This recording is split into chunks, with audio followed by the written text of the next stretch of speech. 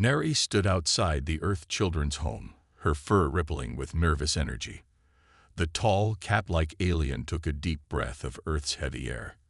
Her large eyes, deep purple with flecks of gold, blinked slowly as she gathered her courage. "You may enter now," said the human at the desk. "Your paperwork is in order." Neri nodded and walked through the sliding doors. Her steps were light and graceful, though she tried to move more heavily to seem less alien to the humans. Earth had only known about aliens for 12 years, since first contact. The orbital wars that followed 3 years later had not helped build trust. The hallway smelled of cleaning products and the many foods humans ate. Neri's nose twitched. On her home planet Mayo, smells were less sharp, more like gentle waves in the air. Everything on Earth seemed too strong, too loud. "Ms. Neri," said Director Ba, a short woman with gray hair tied back tightly. "We've prepared Jia for the meeting. Remember, she hasn't spoken much since we found her in the ruins of Old Seoul." Neri nodded. "I understand trauma. I am a xenobiologist, but I have studied human psychology too." "Very well," said Director Ba, not looking fully convinced. "This way." They entered a small room with soft blue walls. In the center sat a tiny human child. Jia was small even for 7 Earth years. Her black hair hung straight to her shoulders, and her dark eyes watched the door with caution. When she saw Neri, her eyes widened slightly, but she showed no fear. This one is different, Neri thought to herself, careful to keep her telepathic thoughts contained. Humans could not read minds, but other Mayans could if she broadcast her thoughts carelessly. "Hello, Jia," Neri said aloud in careful Korean. "My name is Neri. I come from the planet Mayo." Jia nodded once but said nothing. "Would you like to see a picture of my world?" Neri asked.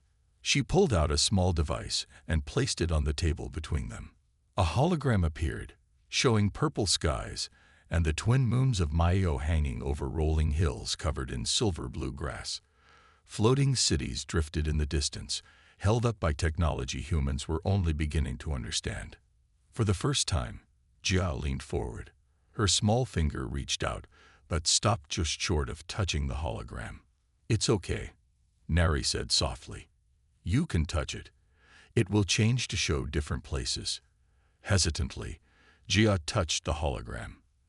The scene shifted to show the inside of a Mayan home, with its curved walls and nests of soft material instead of beds. Another touch showed Mayan children playing in anti-gravity fields, their bodies twisting in joyful patterns through the air. A ghost of a smile appeared on Jia's face. Director Bai raised her eyebrows in surprise.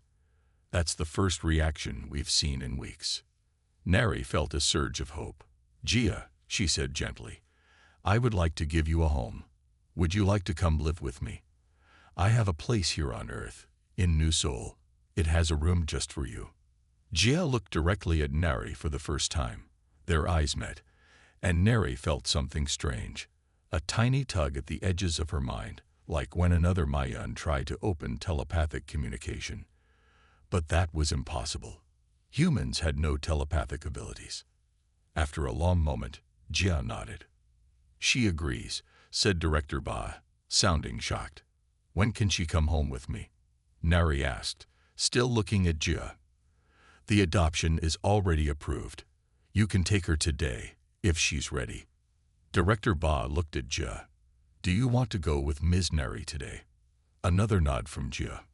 2 hours later, after signing the final documents and gathering Jia's few belongings, Neri and her new human child stepped out into the busy streets of New Seoul. Towering buildings of glass and steel reached toward the sky, while alien technology hummed throughout the city, helping rebuild what the wars had destroyed. Neri gently took Jia's small hand in her furry one. "Let's go home," she said. Jia squeezed her hand slightly, and together they walked toward their new life. Neri's apartment was on the 35th floor of a building in the alien district of New Seoul. The walls curved like those on Mayo, but the furniture was a mix of human and Mayan styles. Large windows looked out over the city, where old human buildings stood next to new alien designs. Gia followed Neri inside, her small bag held tightly to her chest. "This is your room," Neri said, sliding open a door. The room was simple but pretty. A human-style bed sat in one corner with soft blue covers. A desk, a shelf with some books, and a closet filled the rest of the space. On the ceiling, Neri had placed small lights that looked like the stars above Mayo. "Do you like it?" Neri asked. "We can change anything you want." Gia nodded and placed her bag on the bed. She looked around slowly, then pointed at the stars on the ceiling. "Those are like the stars on my home world," Neri explained. "At night, they will glow purple and blue, just like on Mayo." For the first time, Gia spoke. Her voice was soft, almost a whisper. "Pretty." Neri's ears perked up in surprise and joy. "Yes, very pretty. Are you hungry? I have food from Earth and some safe foods from Mayo you might like to try." Gia followed Neri to the kitchen. Neri had studied human foods carefully before the adoption. She placed a plate with rice, vegetables, and a small piece of fish in front of Gia. For herself, she had foods from Mayo that looked strange to human eyes. They ate in silence. Neri wanted to use her telepathy, as she would with her own people, but humans could not hear telepathic thoughts, or so all the science said. "Tomorrow I will show you the neighborhood," Neri said. "There is a park nearby with plants from many worlds." Gia just nodded again. The next few weeks were quiet. Gia went to her new school, a special place for both human and alien children. Neri went to her job at the Alien Human Science Center. Each day, Neri tried to connect more with her human child, but Gia spoke little. One evening, Neri's friend Duna came to visit. Duna was also a Mayan, with gray fur and green eyes. "How is it going with the human child?" Duna asked telepathically as they sat in the living room. Slowly, Neri replied in her mind. She barely speaks. I wish I could reach her thoughts as I can with our people. Humans are closed minds. It is their greatest weakness, Duna thought. But also why they survived the wars. No one could read their battle plans. Neri noticed Gio watching them from the hallway. The child's eyes moved back and forth between the two aliens, who were silent but clearly communicating. "Come join us, Gia," Neri said aloud in Korean. "This is my friend Duna." Gia walked over slowly and sat beside Neri. "Hello, little human," Duna said in Korean. Her accent was stronger than Neri's. "Hello," Gia whispered. Then she looked at Neri. "You were talking without words." Neri nodded. "Yes, my people can share thoughts directly. We call it mind speech." "About me," Gia said. Neri froze. "What do you mean?" "You were talking about me," Gia said, looking down at her hands. Duna's eyes widened. That's impossible. She can't have known that maybe she just guessed. Neri replied telepathically. Humans are good at reading body language. Aloud, Neri said, "Would you like some starfruit, Gia? It's from Earth but reminds me of a fruit on Mayo." Gia nodded, but her eyes stayed on Neri's face a moment too long. Something passed between them. A feeling. A connection Neri couldn't explain. Later, after Duna left and Gia went to bed, Neri stood by the window looking at the city lights. She thought about Joe's words. "You were talking about me." A strange idea formed in her mind, but she pushed it away. All research showed humans had no telepathic ability. It was simply not possible. But as Neri turned out the lights, she couldn't help wondering. 3 months passed. Leaves turned red and gold in the park near their apartment. Gia spoke more now, but still very little compared to other human children. Neri learned to be patient. Trauma took time to heal, her research said. One morning, Neri woke early. Today was Gia's birthday. The adoption record showed she was turning 8 years old. Neri had planned a surprise.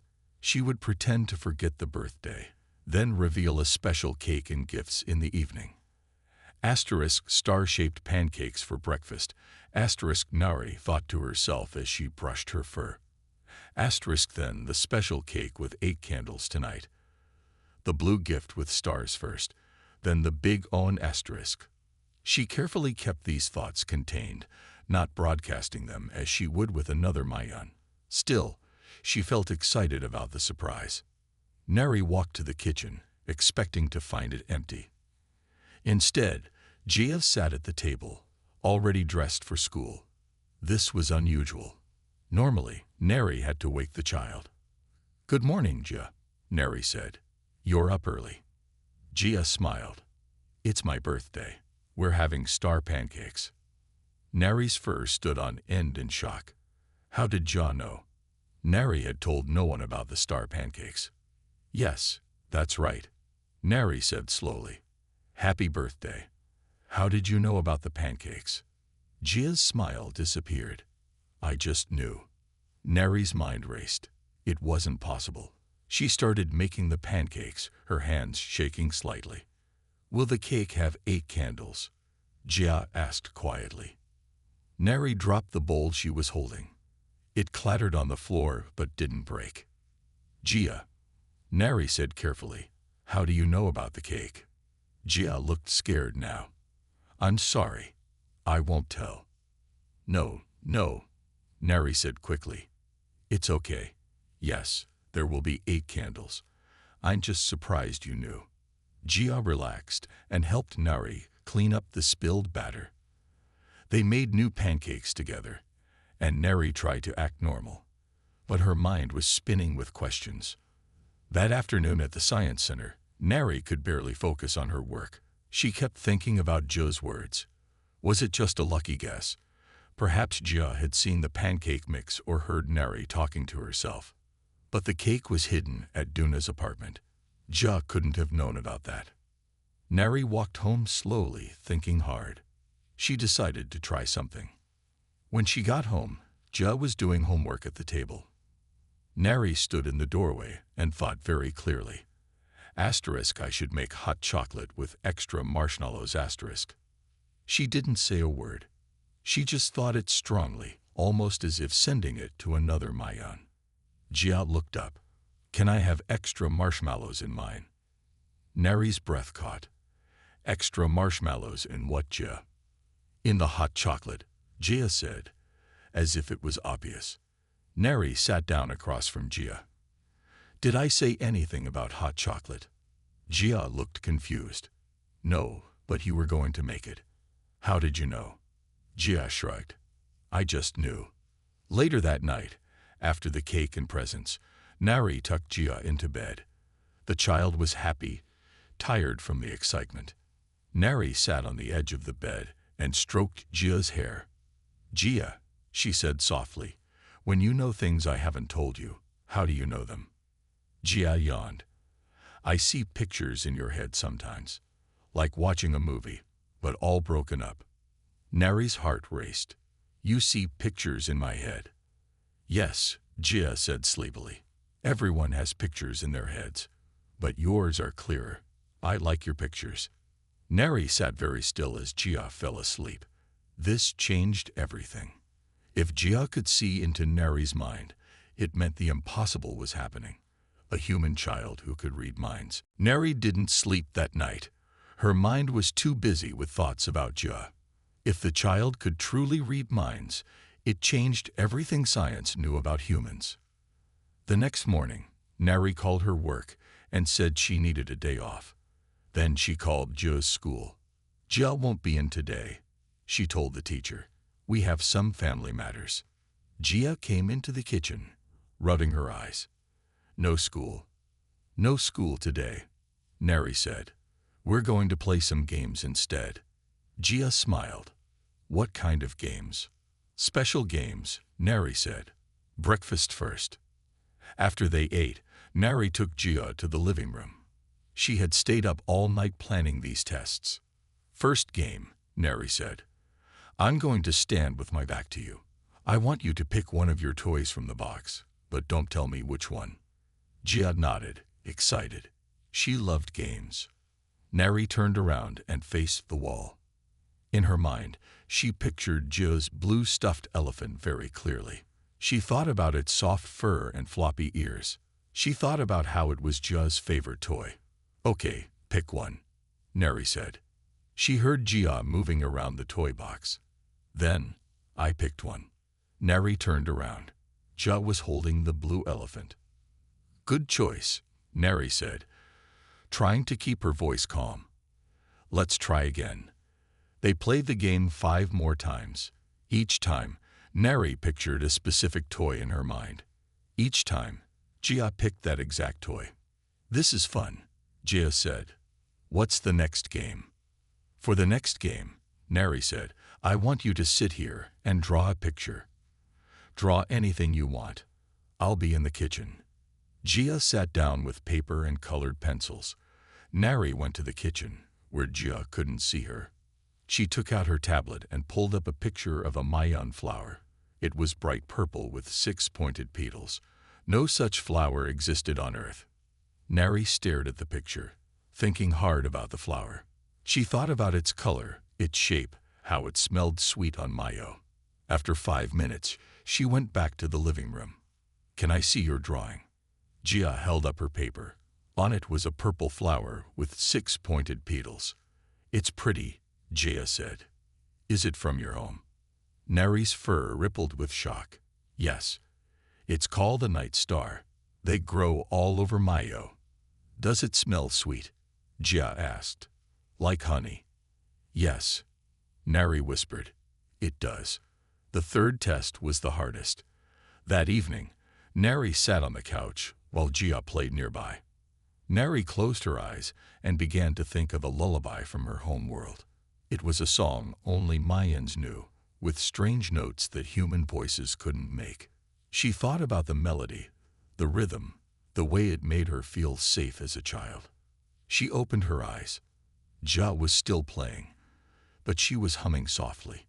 The tune was wrong in places. Human vocal cords couldn't make all the sounds, but it was clearly the Mayan lullaby. "Jia," Neri said softly, "what are you humming?" "The song in your head," Jia said. "It's pretty but hard to sing."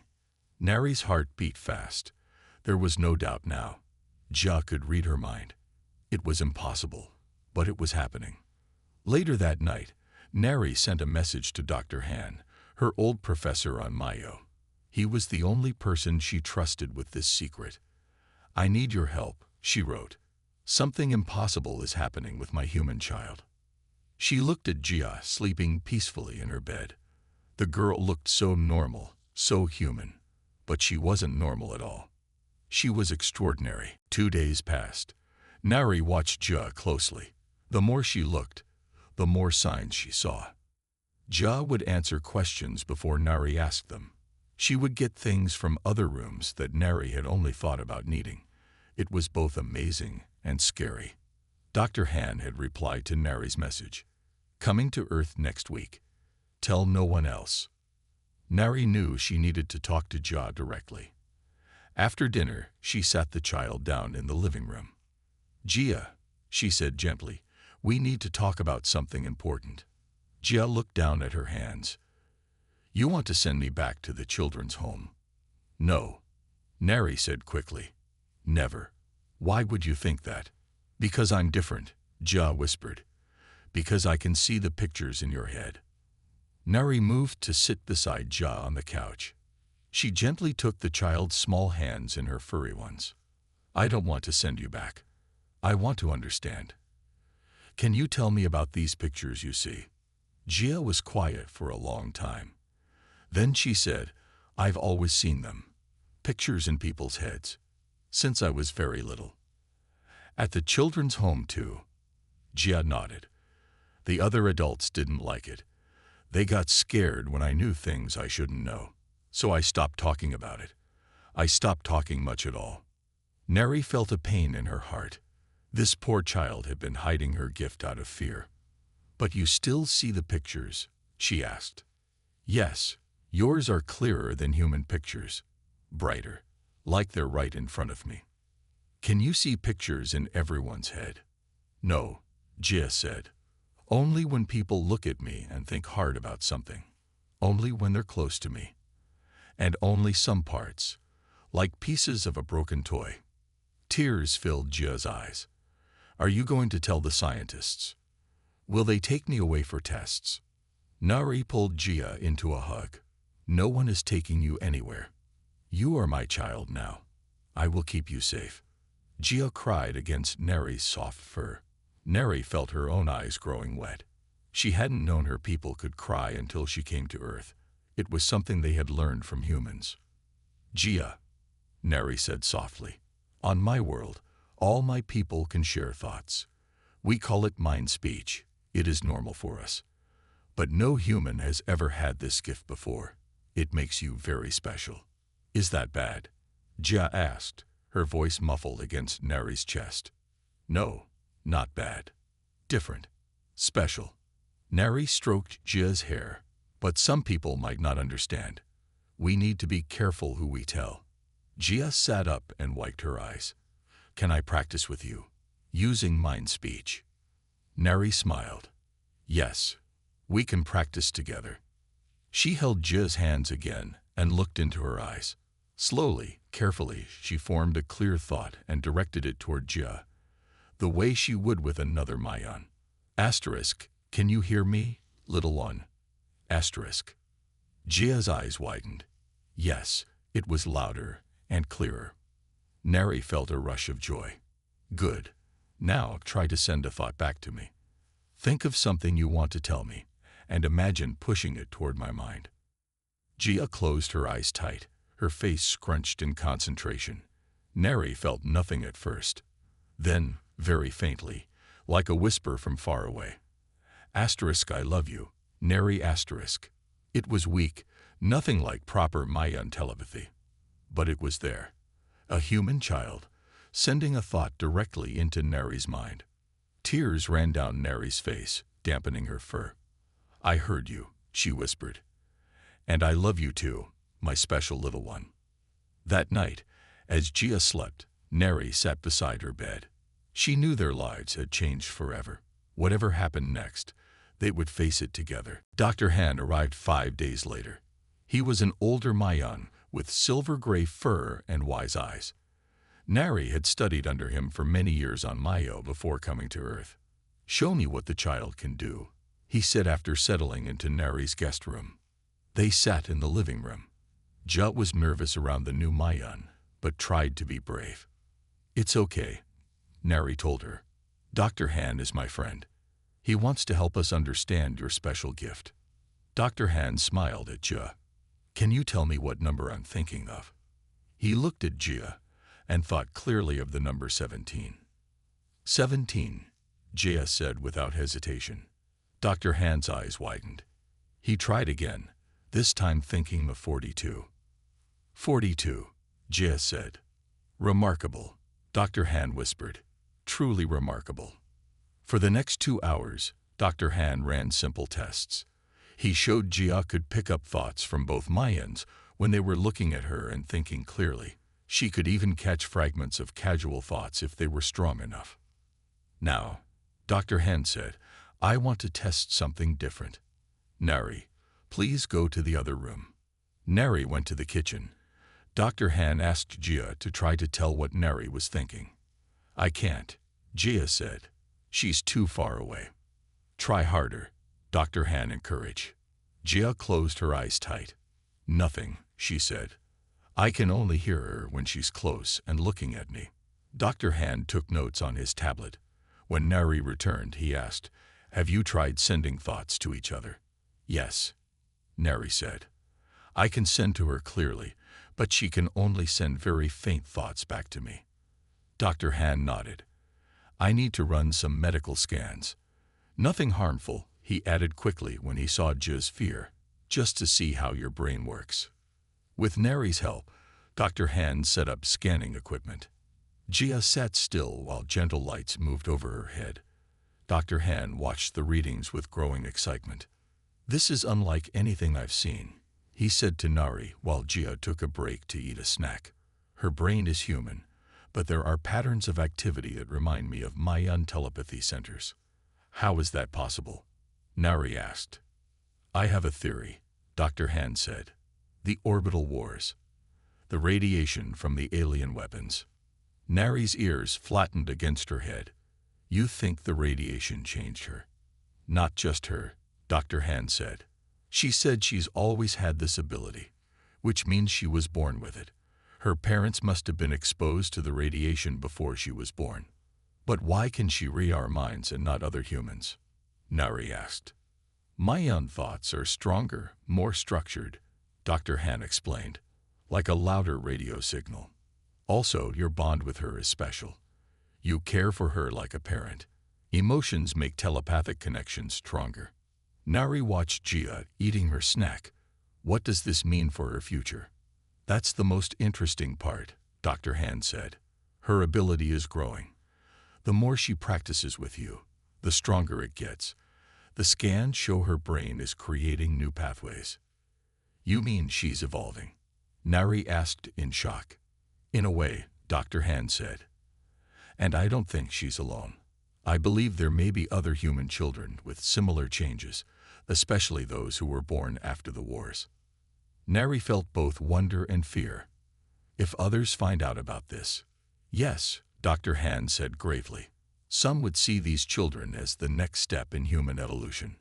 Others would fear them, and some would want to control them. Jia came back from the kitchen. Are you worried about me? She asked Nari. No, Nari lied, but her thoughts betrayed her. Yes, you are, Jia said. I can tell. Your thoughts are all dark and jumpy. Dr. Han looked at Nari. She's more sensitive than I thought. We need to be careful who learns about this. But it was already too late. Outside Nari's apartment building, a man in a gray suit was making a call. Sir, you were right, he said into his phone. Something strange is happening here. They'd brought in specialized equipment today. The next day, Nari returned to work at the science center. Dr. Han stayed with Jia, running more gentle tests and teaching her simple mind exercises. Jia liked the old Mayan professor who told her stories about Mayo and showed her pictures of the floating cities. At the science center, Nari was checking data when a human walked into her lab. He was tall with short black hair and a gray suit. Hello, Dr. Nari, the man said. My name is Ta. I work for the Global Unity Government. Nari's fur bristled slightly. The GUG was the human government that had formed after the orbital wars. How can I help you? She asked, trying to sound calm. I'm here about your adopted daughter, Jia. Ta said with a smile that didn't reach his eyes. We've received some interesting reports. Nari's heart beat faster. Reports? About what? Unusual activity. Special equipment being brought to your home. A visit from a Mayan scientist who doesn't work at any Earth facility. Ta walked around the lab, looking at Nari's work. We monitor all alien activity, you understand, for safety. My daughter is perfectly healthy, Nari said. The equipment was just for a routine check. Dr. Han is an old friend. Of course, Ta said. But you should know that all special abilities in humans must be reported to the GUG. It's the law. Special abilities? Nari asked, pretending not to understand. Ta's smile disappeared. Don't play games, Dr. Nari. We know the child can read minds. Telepathy in humans is a matter of national security. Nari felt cold fear. How did they know? Who had told them? If you're testing your daughter, you should be doing it in a GUG facility, Ta continued. We have protocols for special humans. She's just a child, Nari said. A child with abilities we need to understand. Ta put a card on Nari's desk. Bring her to this address tomorrow morning. We'll take good care of her. And if I refuse? Nari asked. Ta's face hardened. Then we'll have to review your adoption approval. Aliens caring for special humans is complicated. The courts might decide she belongs in a human home or a research facility. After Tai left, Nari called Dr. Han immediately. They know, she said when he answered. The GUG knows about Jia. They want us to bring her in tomorrow. You can't do that, Dr. Han said urgently. I've seen what they do with special cases. The child would disappear into their system. What do we do? Nari asked, her voice shaking. Pack only what you need, Dr. Han said. I have friends who can help. Be ready to leave tonight. When Nari got home, she found Jia curled up on the couch, shaking. What's wrong? Nari asked, rushing to her. Bad dream, Jia whispered. Men in white coats. They were taking me away to a cold room. Nari hugged Jia close. It was just a dream. But Jia shook her head. No, I saw it in your head when you came in. You're scared they'll take me. Nari couldn't lie. Yes, bad people know about your gift, but I won't let them take you. I promise. That night, as they packed small bags, Nari felt something strange outside their apartment, a feeling of being watched. Someone's here, Jia whispered, looking at the door. Outside. 2 people. They're thinking about us. Dr. Han, who had been making calls, looked up sharply. They're moving faster than I expected. We need to leave now. Nari grabbed their bags and took Jia's hand.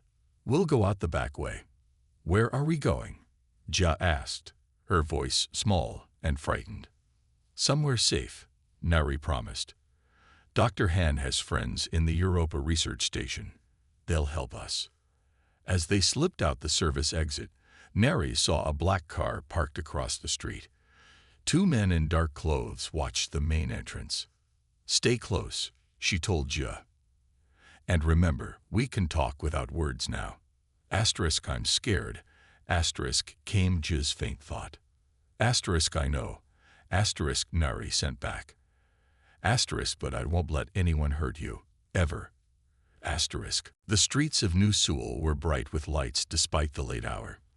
Nari pulled her hood low to hide her alien features. Jia walked close beside her, holding her hand tightly. Dr. Han led the way, checking his small device for directions. We need to reach the spaceport, he whispered. My friend has a shuttle waiting. They moved through back streets, avoiding the main roads where cameras might spot them. The night air was cold, and Jia shivered in her jacket. Asterisk, are you okay? Asterisk Nari sent the thought to Jia. Jia nodded.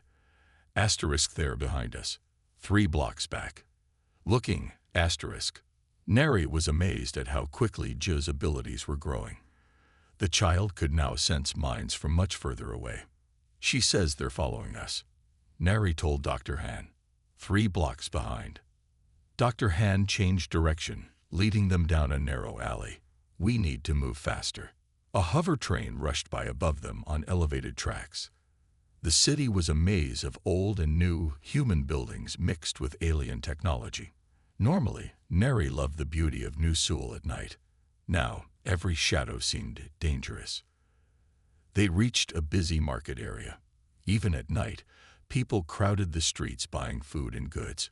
Humans mixed with various aliens from across the galaxy. Nari relaxed slightly. It would be harder to find them in the crowd. This way, Dr. Han said, pointing to a side street. There's a transport station ahead. Suddenly, Jia froze. They're here, she whispered. Close. Nari looked around frantically. Then she saw them. 2 men in dark clothes pushing through the crowd toward them. One pointed in their direction. Run, Dr. Han shouted. They raced through the market, knocking over displays of fruit and trinkets. People shouted as they pushed past. Nari lifted Jia into her arms, running faster with her Mayan strength. Asterisk turn right at the red sign, asterisk Jia, sent to Nari's mind. Asterisk they're going left to cut us off asterisk. Nari didn't question. She grabbed Dr. Han's arm and pulled him right at the red food stand. Behind them, she heard angry shouts as their pursuers tried to follow. How did you know? Dr. Han asked as they ran. Jia told me, Nari said. She can read their plans. For the first time, Dr. Han looked at Jia with real awe. Incredible. They reached the transport station and jumped onto a waiting car.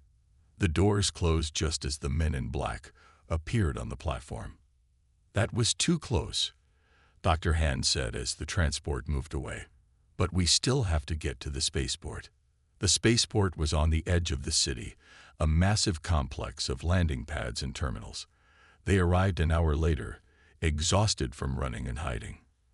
"The shuttle is at Pad 12, Dr. Han said. "My friend Duna is the pilot." Jia tugged on Nari's sleeve. "More bad people, in the main hall, looking for us." Nari felt a wave of despair. They were so close. "There's another way," Dr. Han said. "Through the cargo area. Follow me." They slipped past workers loading crates onto ships. No one paid attention to two aliens and a human child. They were almost at Pad 12 when Jia gasped. "He's here, the man from your work. Ta." Nari looked up and saw Tai standing by their shuttle. 5 guards were with him. "We've been betrayed," Dr. Han whispered. "What do we do now?" Nari asked, holding Jia close.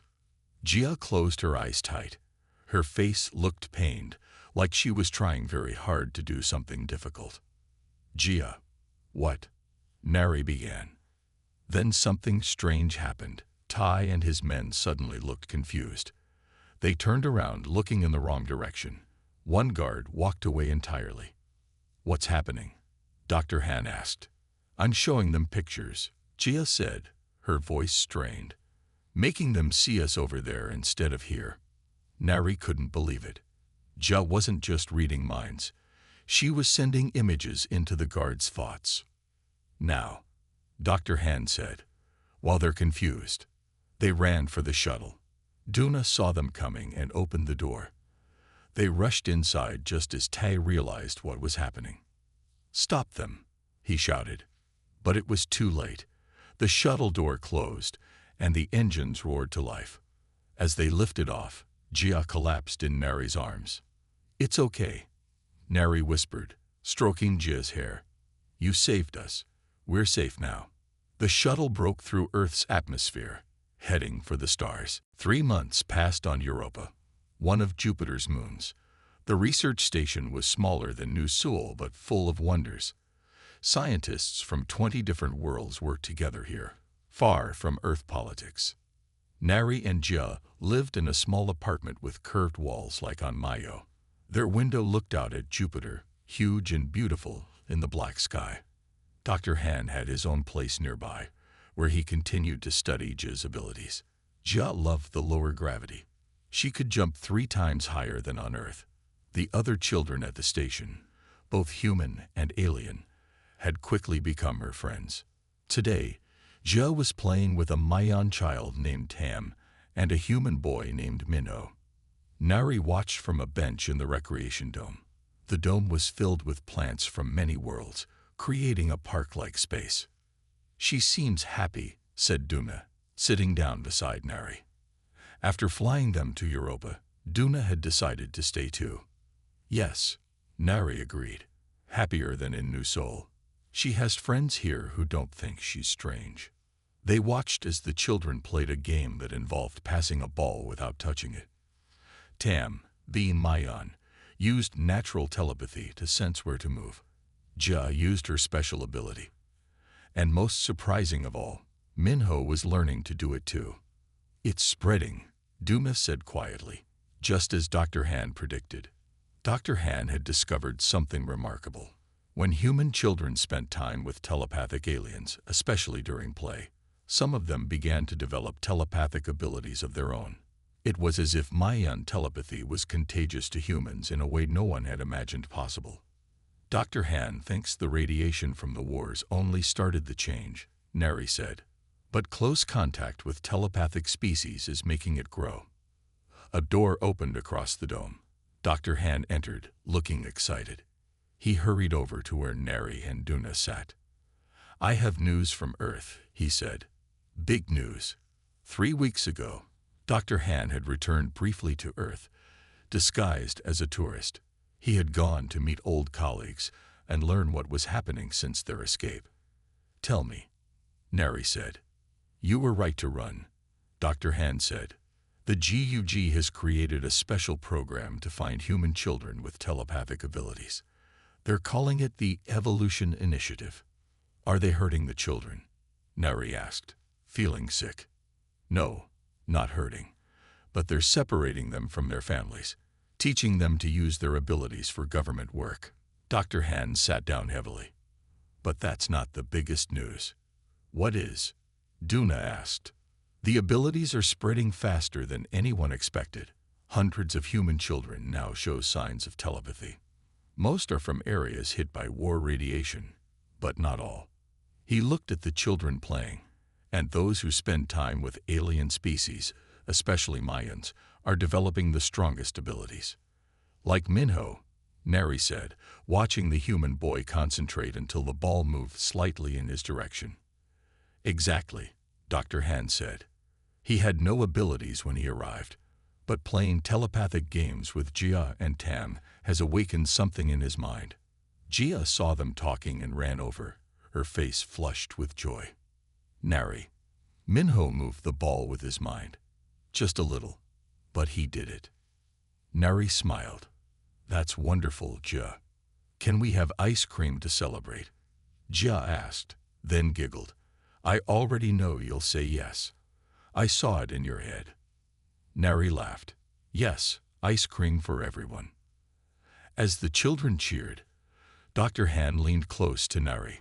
The Earth governments don't understand what's really happening, he said quietly. This isn't just about telepathy. This is evolution in action. Humans are changing, adapting to a galaxy full of telepathic species. Nari watched Jia, showing Minho how to focus his thoughts better. She's not just my child anymore, Nari said. She's a bridge between our worlds. That night, as Nari tucked Jia into bed, the child looked up at the ceiling where Nari had put the same starlights from their old apartment. Are we ever going back to Earth? Jia asked. Maybe someday, Nari said, when it's safe. I like it here, Jia said, yawning. Everyone understands me here. Nari stroked Jia's hair. Sleep well, my little one. As Jia drifted off to sleep, she sent one last thought. Asterisk love you, Nari asterisk. Asterisk love you too. Asterisk Nari sent back, marveling at how clear Jia's telepathic voice had become. Outside their window, Jupiter shone brightly, while Earth was just a distant blue dot, a world that would never be the same again.